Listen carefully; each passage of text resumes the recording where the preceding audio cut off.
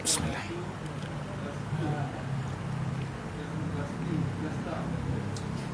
Alhamdulillah.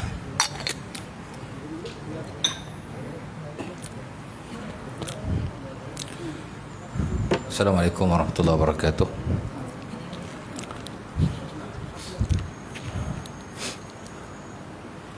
Alhamdulillah, innal hamdalillah nahmaduhu wa nasta'inuhu wa nastaghfiruh wa na'udzu billahi min shururi anfusina min sayyiati a'malina. May yahdihillahu fala mudilla lahu wa may yudlil fala hadiya lahu. Asyhadu an la ilaha illallah wahdahu la syarika lahu wa asyhadu anna Muhammadan 'abduhu wa rasuluh. Allahumma salli wa sallim ala Muhammad an-nabiyil ummi wa ala alihi wa sahbihi wa barik wa sallim. Amma ba'du. Rabbana zidna ilma warzuqna fahma wa taqabbal minna innaka antas samiul alim walhamdulillah ya rabbal alamin. Syukur kepada Allah Subhanahu wa taala kerana pada malam ini dapat sama-sama kita bertemu untuk kita sambung kuliah kita yang telah kita tinggalkan beberapa bulan yang lalu. Saya tak ingat dah kuliah kat sini bila. Tahun lepas kan? Bulan puasa itu kan? Puasa tak ada. Sebelum puasa kan? Sebelum puasa ada sempat sekali. Jadi tahun ni baru sekali kot. Ni kali kedua lah kot. Dia tak? Tahun ni rasa tahun ni sekali tu je rasanya. Tak sekali dua kali hari tu. Ada dua kali kot. Sekali kan? Haji baru haji tulis tu. Siap hari bulan dia tulis berhenti bila. Senang lah. Kat mana je? Tanya dia lah, ada dia tulis. 121 kan? Last hari tu saya ingat walaupun dah lama tak datang. Hari tu kita baca muka surat 120 di bawah tajuk mengucapkan salam dan memberi makan. Dan saya dah baca beberapa ayat Quran dan juga hadis Nabi SAW, termasuk yang dinukilkan oleh si pengarang lah, Dr. Syahrin Jassah. Itulah hadis riwayat Al-Imam At-Tirmizi rahimahullah dan Ibnu Majah daripada Abdullah bin Salam ya. Abdullah bin Salam ni dia asal orang Yahudi tapi dia masuk Islam. Dia pendeta Yahudi lah. Di samping hadis-hadis dan nas yang lain lah. Tapi yang paling masyhur hadis ni. Sebab itu ia dinukilkan oleh pengarang saya rasa. Sebab dia yang paling masyhur jadi dia disebut lah ya. Jadi saya dah sebut tentang memberi makan dan mengucapkan salam secara ringkasnya itu dan satu kuliah. Malam ni insya-Allah taala kita akan pergi kepada tajuk yang ke seterusnya. Kemudian ada beberapa tajuk lagi sebelum kita mengkhatamkan buku ini. Tak banyak dah ni ya, ada 2-3. Isteri yang patuh kepada suaminya ya.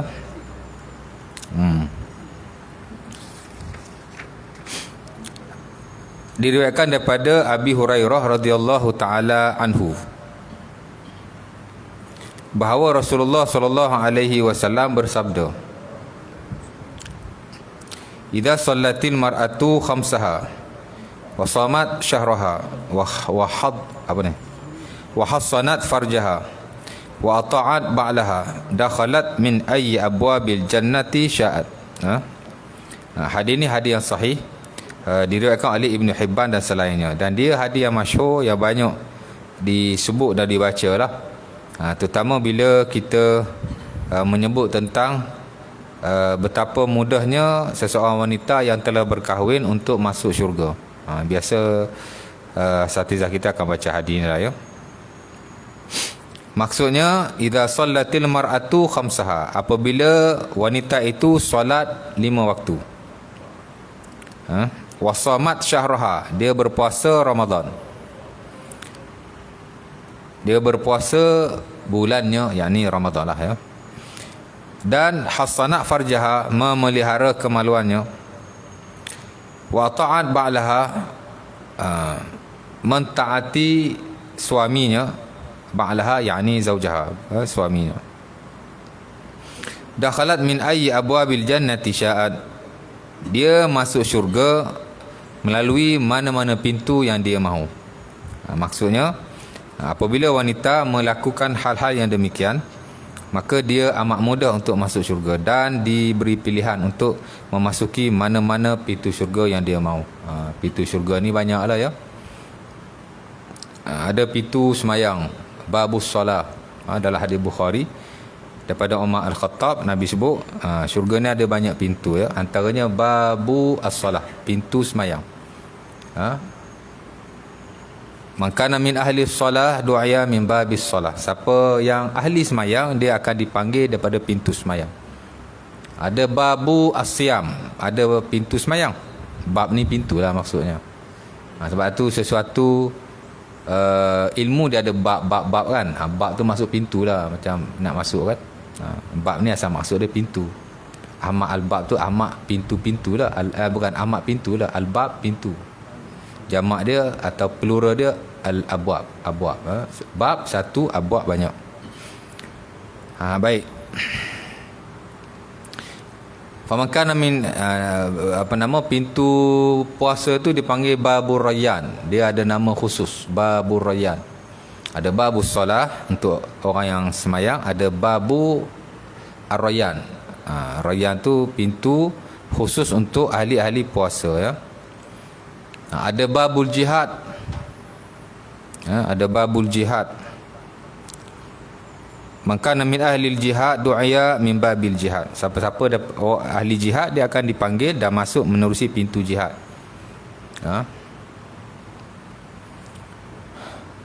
Ada babus sedekah, pintu sedekah.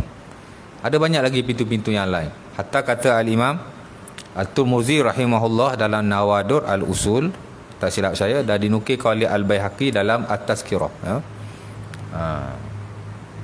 Itu ada buku terjemahan At-Tazkirah kat sini kan.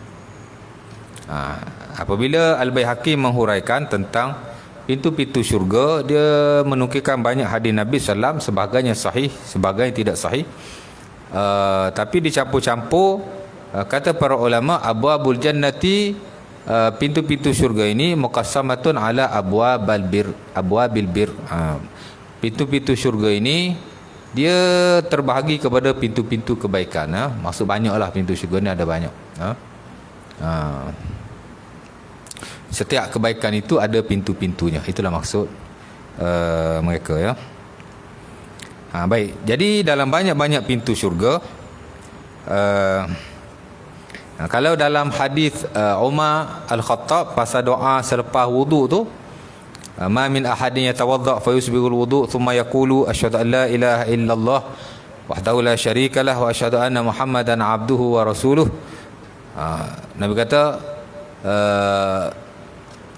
qila lahu udkhulil jannah min ayyi babin syaa, min ayyi babin syi'ta, ataupun yadkhulul jannah min abwabil jannati syaa, atau kama qala. Nabi kata dasar Bukhari dan Muslim, ataupun dalam Muslim saja, saya tak ingat, daripada Umar. Tapi hadis pasal yang kita baca doa selepas wudu itulah ya. Siapa-siapa yang berwuduk lalu menyempurnakan wuduknya, kemudian dia baca doa itu, asyhadu an la ilaha illallah wahdahu la syarikalah wa asyhadu anna muhammadan abduhu wa rasuluh. Nabi kata dikatakan kepadanya, masuklah syurga menerusi ataupun dia akan masuk syurga menerusi mana-mana pintu syurga yang 8 itu, yang mana dia mahu. Yadkhulul jannah min yadkhulu min abwabil jannati tsamaniyah. Dia akan masuk syurga daripada mana-mana pintu yang 8 itu. Dalam hadis itu disebut 8 pintu. Tapi kalau campur-campur, kata Al-Baihaqi, pintu tu ada lebih banyak lah ya. Cuma campurlah, ada yang sahih, yang tidak sahih. Dan dia kata kebaikan syurga ini ada pintunya, ada pintu-pintu kebaikan lah ya. Jadi banyaklah nak cerita, banyak pintu syurga tu banyak. Baik, jadi wanita yang melakukan hal-hal yang demikian, dia semayang saja, puasa saja, hak wajib lah. Semayang hak wajib 5 waktu, puasa pun Ramadan saja.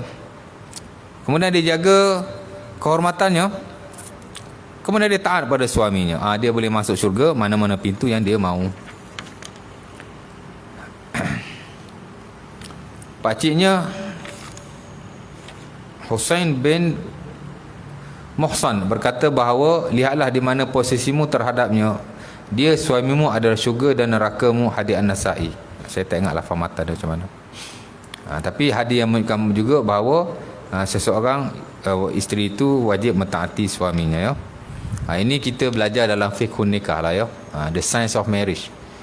Sebab ilmu hukum hakam Islam ni secara asasnya dia terbahagi kepada 5 lah ya. Kita panggil fiqh lah ya. Ilmu fiqh ni, ilmu fiqh ni dia terbahagi kepada 5 kan. Hukum hakam Islam ni atau hukum hakam syarak ni dia ada 5 bidang yang besar. Pertama bidang ibadah. Kita belajar semayang, belajar puasa, belajar zakat, belajar haji. Yang kedua, inilah bidang munakahah. Fiqhul munakahah, science of marriage. Mana belajar tentang kekeluargaan. Ya. Sebab itu setengah-setengah ulama yang moden dia panggil fiqhul usrah, the science of family. Fiqh munakahah ni dia panggil fiqhul usrah.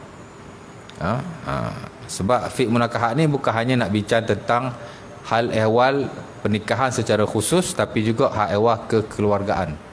Macam mana mendidik isteri, mendidik anak macam itulah ya. Dan dalam fiqh nikah ni ada banyaklah bab-babnya. Tuan-tuan perlu ada satu subjek khusus sebenarnya.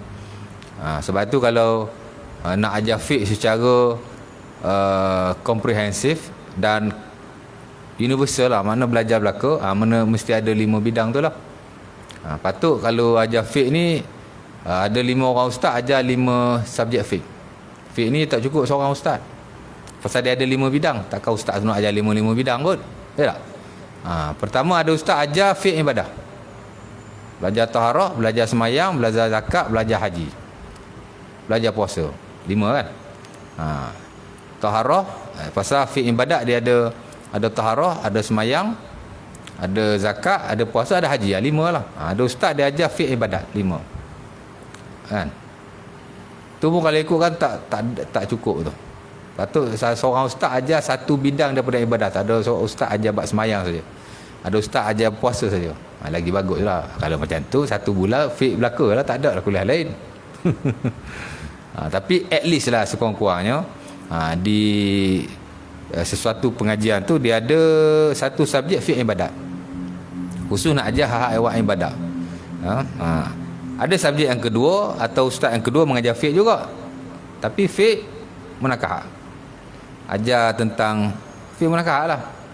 Kan? Kerana dia ada banyak bab seumpama bab ibadat juga.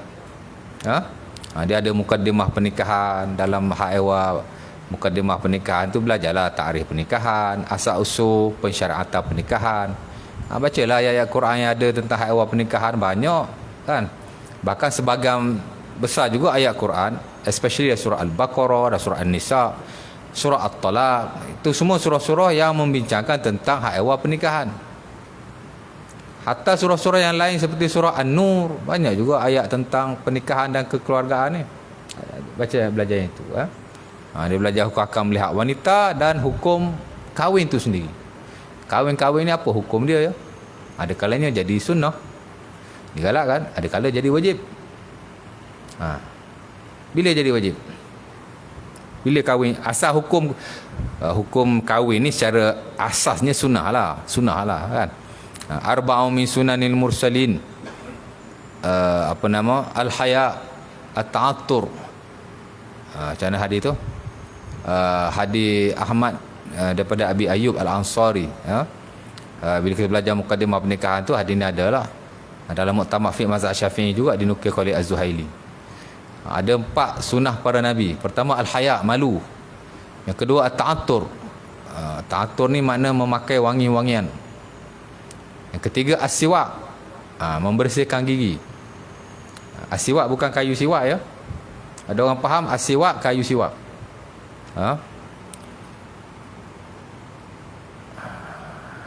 Itu kat surau saya. Tak tahulah pasal mengajar, pasal mic kita dengar itu duduk kat luar kan, lepas asar. Tak boleh lah dia ceramah. Tak boleh kot saya rasa. Marah orang tak boleh pula ya. Patut tak sebut tadi. Tak kisah siapa-siapa pun, orang tu tak penting. Tapi dia sebut siwak lah. Dia kata kita sekarang gosok gigi pakai beru gigi. Tak sunnah dia kata. Yang sunnah kayu siwak. Biar kita ada kayu siwak all the time. Di mana-mana biar ada kayu siwak. Nak semayang nak apa siwak-siwak. Tak betul lah macam tu kan. Belajar fiqh betul-betul lah, baru boleh mengajar orang. Apa-apa yang membersihkan mulut, dia tertakluk kepada siwak. Siwak ni bukan hanya kayu siwak. Memang zaman dulu orang siwak pakai kayu siwak. Nama dia arak. Kerana Nabi yatasawwaku bil arak. Kata Anas bin Malik dan Sunan Al-Baihaqi bila kita belajar tentang khisal al-fitrah. Dalam fiqh, dalam kitab taharah ada satu bab. Khisalul fitrah. Bab-bab tentang fitrah. Kan? Fitrah ni antaranya ada banyak lah. Ada 10 fitrah yang kita belajar. Potong misai, simpan janggut, potong bulu ketiak, potong bulu kemaluan, potong kuku. Tu fitrah-fitrah yang kita belajar dalam khisalul fitrah. Dia satu bab yang panjang juga. Saya ajar fiqh tuan-tuan, bab khisalul fitrah makan 2-3 kuliah. Dan salah satu khisalul fitrah dalam bab itu ialah as-siwak. Siwak lah. Para fuqaha sepakat lah, siwak ni apa-apa saja yang membersihkan mulut dan gigi dan lidah sekali, dia tertakluk kepada siwak. Dan dia boleh berkembang mengikut zaman dan peredaran masa lah. Siapa-siapa nak bersiwak dengan kayu siwak, go for it, no problem. Tapi jangan nafikan siwak dengan bulu gigi. Jangan kata tak sunnah pula. Bila kita kata tak sunnah, macam tak dapat pahala lah. Tak boleh lah macam tu kan. Tak betul lah. Apa-apa yang membersihkan gigi, hatta An-Nawawi dalam sebahagian buku fiqh termasuk Raudatul Talibin, kalau kita cuci mulut dengan jari kita pun dia kata dah termasuk dalam siwak. Tapi tidaklah seumpama kita bersih dengan benda-benda lain. Pasal jari ni dia tak bersih sangat, tapi dia tak ada benda lain. Kita masa wuduk disunatkan kita gosok gigi, jadi dah tak ada benda lain. Pakai jari pun mudah-mudahan dapatlah pahala siwak tu. Walaupun ulama lain tak setuju, jari tak termasuk. Mana as simple as that lah. Bulu gigi of course lah siwak, pasal dia membersihkan. Betul tak? Jadi jangan nafikan. Kena belajar lah cerita dia, kena belajar ya. Macam mana pergi ke situ tadi? Kat mana tadi ya? Sebelum cakap pasal siwak tu. Siwak kan, 3 sunnah para Nabi ialah siwak. Maksudnya membersihkan mulut. Bila sebut membersihkan mulut, dia termasuk lidah, gigi dan seumpamanya. Hatta Nabi SAW kata Abi Musa Al-Ash'ari dalam Sahih Bukhari ataupun Muslim, Nabi pun bila dia bersiwak, dia meletakkan kayu siwak di atas lidah lalu menggosok-gosokkannya sambil dia berkata mana dia nak keluarkan kotoran daripada mulutnya. Kerana Nabi yadha' as-siwak ala lisanihi wa yaqulu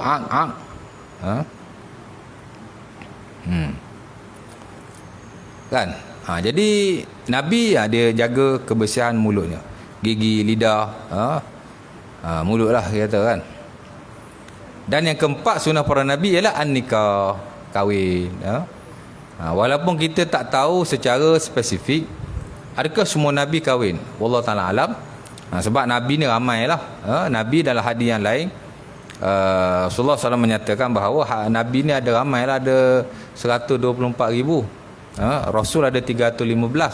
Tapi dalam Quran hanya disebut tak ramai, 25 orang saja. Dan tak disebut tentang kehidupannya secara spesifik lah, kahwin atau tidak kahwin. Tapi secara umum manusia hadis ini diketahui bahawa sunnah para Nabi ialah kahwin. Jadi kita boleh kata semua Nabi kahwin. Secara umum lah. Jangan secara khusus pula. Pasal secara khusus kita tak tahu melainkan jika kita diberitahu. Dan kita tidak diberitahu melainkan jika ada nas yang jelas berkaitan dengannya. Pasal Nabi sebelum Nabi Muhammad dah berapa ribu tahun kan. Tapi nak cerita, dia kata antara sunnah para Nabi salah satu ialah pernikahan. Dan ayat Quran banyak tentang pernikahan. Hadis Nabi pun banyak. Hatta Nabi sendiri pun hidup dalam kehidupan berumah tangga. Pasal Nabi pun 11 orang isteri. Sebab itu dia jadi satu bidang yang besar dalam kehidupan kita.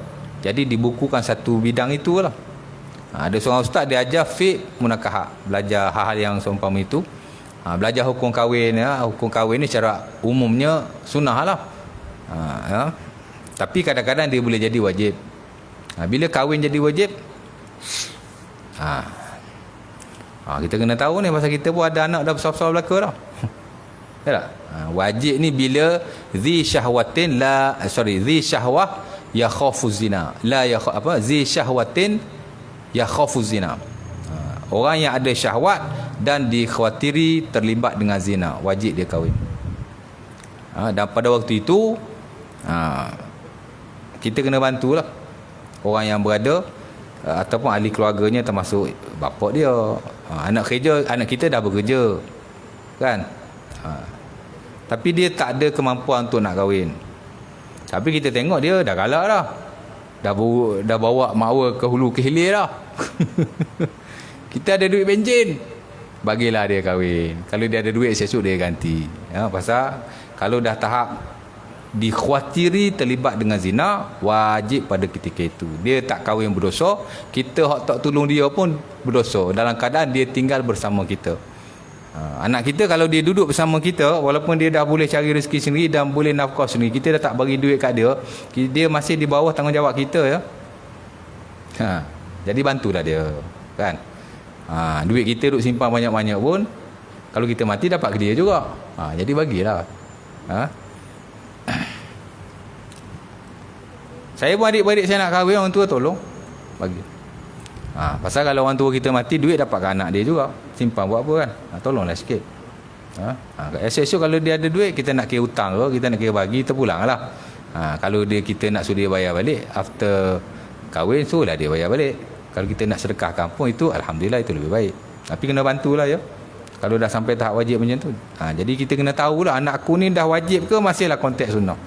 Tapi kalau dia bekerja, memang dia ada kemahaman pada wanita, tapi kita tengok macam dia masih terjaga. La yakhafu zina, mana tidak dia khawatiri dia terlibat dalam zina, itu masih dalam kategori mustahab, mana preferable, sunnah lah, mana amat-amat digalakkan. Tapi tak sampai tak wajib. Tapi kalau kita tengok dah nampak ligak sangat, itu wajib dah tu. Tak semestinya dia buat zina berwajib. Ya khafu zina, mana dikhawatiri ia akan melakukan zina. On that time, maka wajib lah, ya. Dan kita kena bantulah, ya. Allah Ta'ala sebut dalam surah An-Nur ayat 32, wa ankihul ayama minkum wa ankihul ayama minkum wasalihina min ibadikum wa imaikum. Itu perintah Allah. Kahwinilah wanita-wanita yang tidak ada suami di kalangan kamu. Maksudnya orang di bawah kita lah. Mana-mana perempuan yang belum ada suami, dia di bawah kita, Allah Ta'ala kata kahwinkanlah mereka. Hamba-hamba lelakimu dan hamba-hamba wanitamu. Orang yang di bawah kita ni berjadi anak kita ataupun adik kita, tapi dia duduk dengan kita, kita jaga dia. Termasuk juga selagi mana dia tak ada suami lah. Kemudian hamba lelaki dan hamba wanita. Allah Ta'ala bukan hanya suruh kita kahwinkan anak-anak kita atau adik perempuan kita yang ada di bawah kita, yang tak ada suami lah. Tak ada suami, dia ada dua lah. Satu dia janda, diceraikan atau kematian suami. Yang kedua memang dia anak dara lah.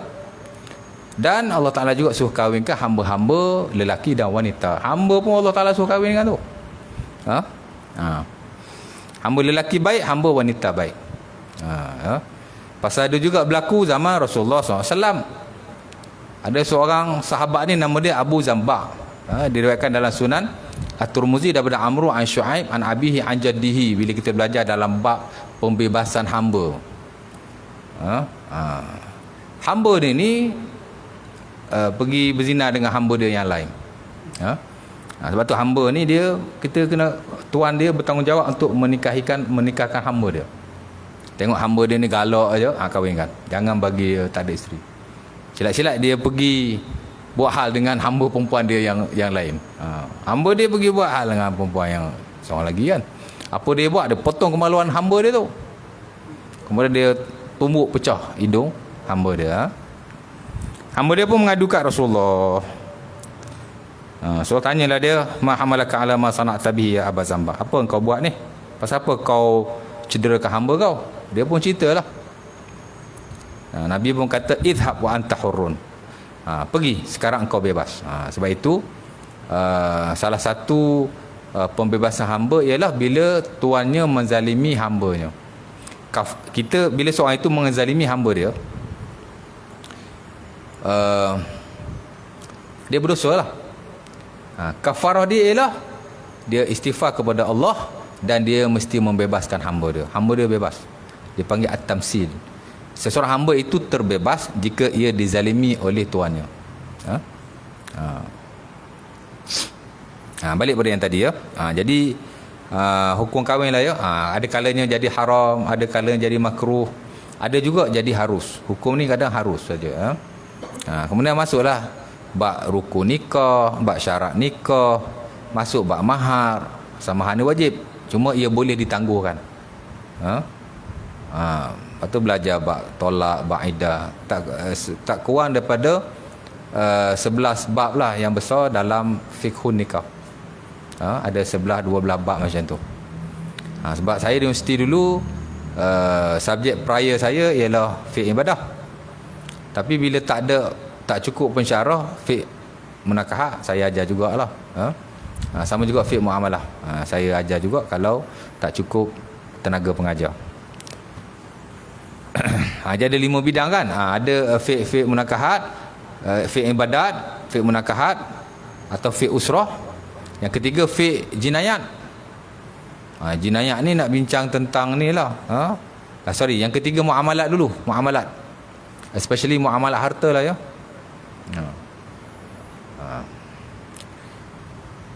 Di surau Ikhwan Bandar Baru Sungai Buloh, surau Ikhwan Jumaat ni, tahu kan? Saya ajar fiqh muamalat situ. Apa pernah pergi tu? Rasa macam pernah pergi ya.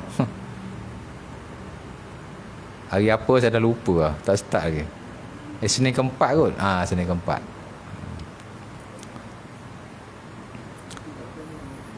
Boleh lah, yang sah satu boleh ya. Baik. Kemudian belajarlah bab-bab tolak, bab iddah ya. Lepas tu hal-hal yang bersabit dengan pertikaian antara suami dan isteri seperti li'an, ila, khulu. Perempuan yang nak membebaskan diri daripada suaminya boleh bayar pembahasan lah. Dia panggil khulu kan. Berdosa tak? Tak berdosa jika ada alasan-alasan tertentu. Sebab tu Allah Ta'ala bagi peruntukan. Seorang suami boleh menceraikan isterinya jika ada alasan yang tertentu. Harus jika ada keperluan. Tak ada haram.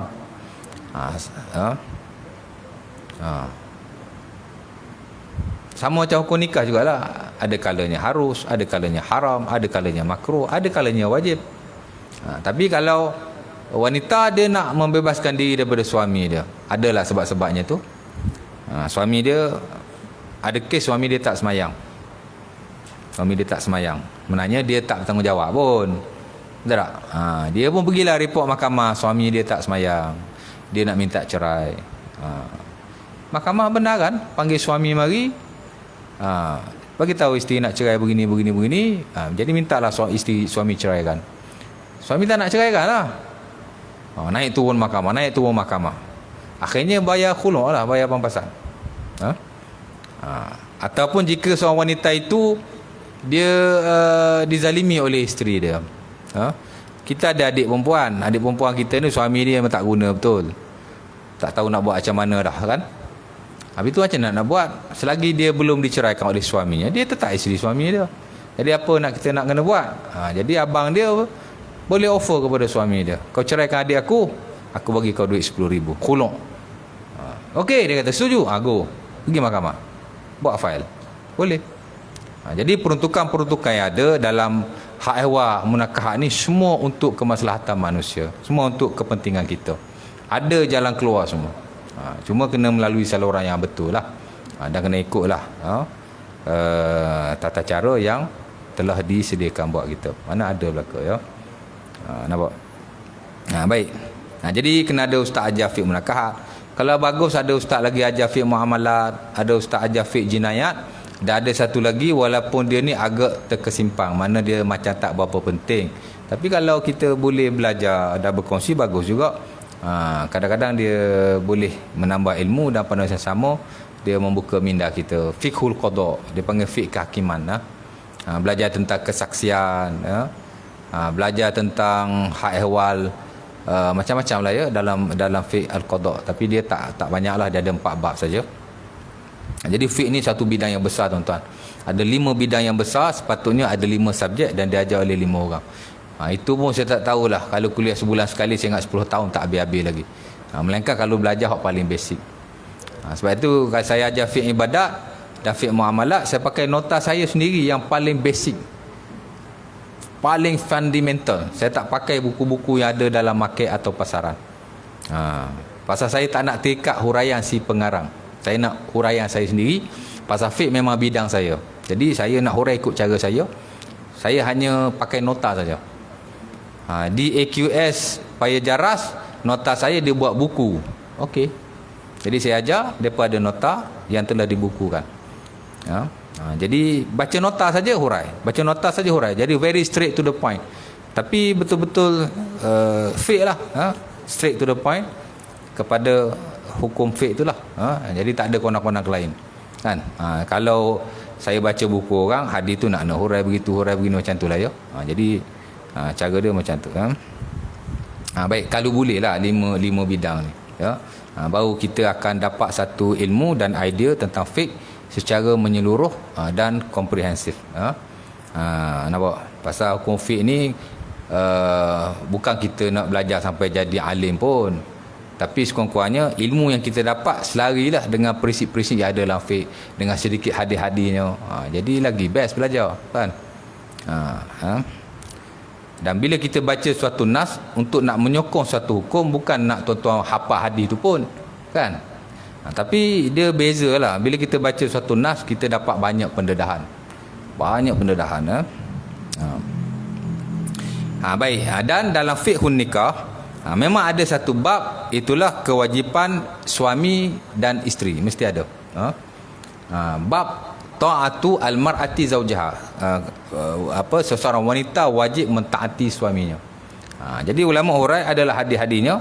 Walau bagaimanapun, termasuk dalam buku ini, walaupun yang disebut bab itu isteri patuh kepada suami, sebenarnya dalam hak ehwal pernikahan ni tuan-tuan, Allah Ta'ala ni maha adil. Tanggungjawab suami dan isteri ni sama saja. Dan kalau kita belajar lebih lanjut, sebenarnya tanggungjawab suami itu lebih berat. Sebab itu dalam Quran, tanggungjawab suami lebih banyak disebut oleh Allah Subhanahu Wa Ta'ala. Sebab itu Allah Ta'ala sebut, paling senang Allah Ta'ala kata ar-rijalu qawwamuna 'alan nisa. Lelaki menguasai wanita. Siapa yang lebih besar tanggungjawabnya? Orang yang berkuasa atau orang yang dikuasai? Orang yang berkuasa lah. Memang masing-masing ada tanggungjawab masing-masing, tapi tanggungjawab orang yang berkuasa lebih besar daripada tanggungjawab orang yang dikuasainya. Suami sebenarnya lebih banyak tanggungjawab. Dan kuasa menceraikan pun duduk pada kita. Kita ketua keluarga, of course lah kita lebih besar, kan? Dan Allah dan Nabi SAW pun dalam hadis, sebelum Nabi nak sebut tanggungjawab isteri, Nabi sebut tanggungjawab suami dulu, kan? Kullukum ra'in wa kullukum mas'ulun an ra'iyati. Itu hadis paling masyhur lah. Nabi kata setiap daripada kamu adalah pemimpin, dan pemimpin akan bertanggungjawab di atas orang yang dipimpinnya. Hadis Bukhari Muslim daripada Ibnu Umar. Nabi sebut satu-satu. Al-amiru 'alan nasi ra'in wa huwa mas'ulun an ra'iyatihi. Pemimpin manusia adalah seorang pemimpin, dan dia bertanggungjawab di atas orang yang dipimpinnya. Kita punya pemimpin lah, daripada peringkat bawahan sampai kepada peringkat kenegaraan. Dia tu bertanggungjawab lah, ya. Kemudian kata ar-rajulu ra'in fi ahli baitihi wa huwa mas'ulun an ra'iyatihi. Seorang suami, dia pemimpin di rumahnya. Siapa di rumah kita? Boleh jadi isteri kita, boleh jadi anak-anak kita. Ada orang lain duduk dengan kita, adik kita, dia termasuk juga. Ada sepupu kita contoh duduk dengan kita, dia termasuk juga, asalkan dia di bawah duduk sekali dengan kita, di bawah kekuasaan kita. Sebab tu kalau sepupu kita duduk rumah kita, dia memanglah kerja, tapi dia menumpang rumah kita, dia kena dengan cakap kita ketua dia, kan? Ada orang, adik ipar dia menumpang dengan dia lelaki lah, adik isteri dia menumpang duduk rumah dia, tapi tak semayang. Boleh tak ustaz kalau saya kata kat dia, engkau kalau tak semayang kau jangan duduk rumah aku? Saya kata boleh. Pasal awak yang ini rumah awak ketua. Adik ipar tak semayang, dia cakap adik ipar dia, kalau engkau tak semayang, dia suruh semayang lah, tapi tak nak semayang juga, kan? Kalau engkau tak semayang, tak ada rumah aku lah, kau sewa lah mana-mana, kan? Boleh tak? Boleh, apa salahnya pun? Peribadi saya kata boleh lah, pasal dia ketua, kan? Dan kita pun tak boleh redha orang tak semayang duduk rumah kita ni. Tapi boleh guna pendekatan yang lebih baik lah kot. Tapi bagi saya tak salah lah, pasal tak semayang ni kira benda berat, kan? Kemudian Nabi kata al-mar'atu ra'iyatun fi baiti zawjiha wa waladihi wa huwa mas'ulun an ra'iyatiha. Baru Allah Taala sebut wanita adalah pemimpin di rumah suaminya dan ke atas anak-anaknya, dan dia bertanggungjawab ke atas orang yang dipimpinnya. Mana Allah, Nabi sebut suami dulu, baru Nabi sebut isteri dulu. Jadi tanggungjawab suami ni lebih besar sebenarnya, ya. Sementara kita menanggung anak isteri kita, isteri kita tak menanggung kita.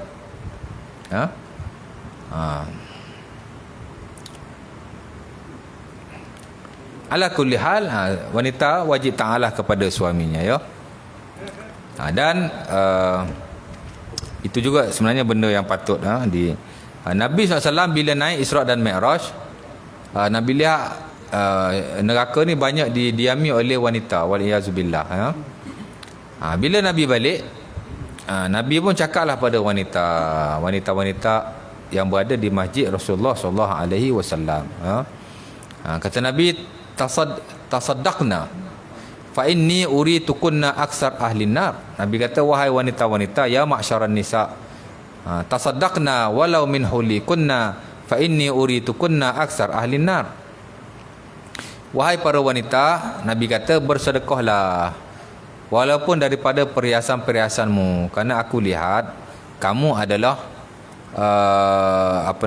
orang yang paling ramai mendiami neraka. Maka wanita tanyalah Rasulullah, kenapa? Fama baluna aksar ahli nar. Nabi pun katalah, yakfurna al-ashir, yakfurna ni'mah. Setengah riwayat Nabi kata, tuksirna tuksirna la'na wa takfurna al-ashir. Kamu banyak melaknat, mana tak jaga mulut lah. Mulut suka maki hamun, kamu suami lah. Dan kamu kufur kepada suamimu. Makna dia ni tak taat suami, mulut dia panggil zaribul lisan. Dia suka ni suami dia lah, ya.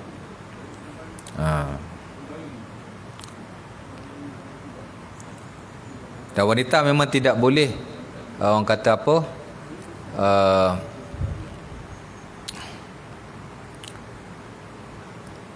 tidak taatlah kepada suaminya, ya. Melainkan jika dia disuruh melakukan hal-hal yang tidak dibenarkan oleh syarak, barulah, ya. Dalam setengah-setengah hal pun dia tak perlu minta izin suami pun, kan? Benda wajib tak perlu minta izin. Ini benda-benda yang lain lah, ya. Itu kita belajarlah secara panjang lebar dalam fiqhun nikah. Dia satu fiqh yang menarik lah kalau kita belajar secara terperinci, one by one. Memang menarik fiqhun nikah. Selain daripada fiqh ibadat, fiqh nikah yang saya paling suka lah, ya.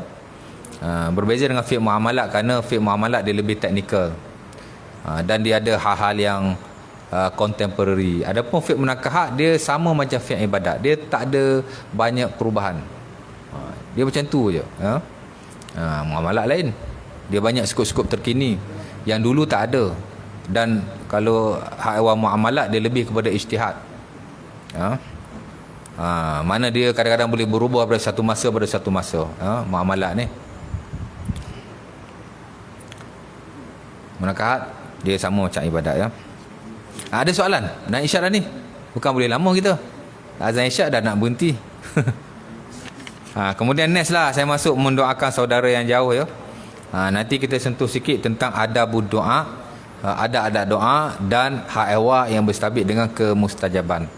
Kerana bagi setiap orang yang berdoa, memang dia mengharapkan Allah Subhanahu Wa Taala memustajabkan doanya, walaupun siapa dia. Dan masing-masing ada bahagian rahmat di sisi Allah Subhanahu Wa Taala kepada masing-masing. Yang kita ingat orang yang fasik, orang yang berdosa besar atau seumpamanya tak dimustajabkan oleh Allah. Allah Taala ni Maha merahmati. Nanti kita akan belajarlah, ya. Ada doa. Ada soalan nak tanya?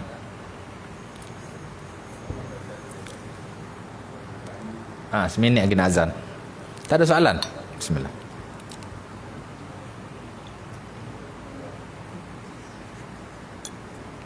Alhamdulillah. Azan dah? Dah masuk dah? Dah boleh, ya. Qul qawli hadza, assalamualaikum warahmatullahi wabarakatuh. tutup majlis kita atas baik kafarah dan surah Al-Asr.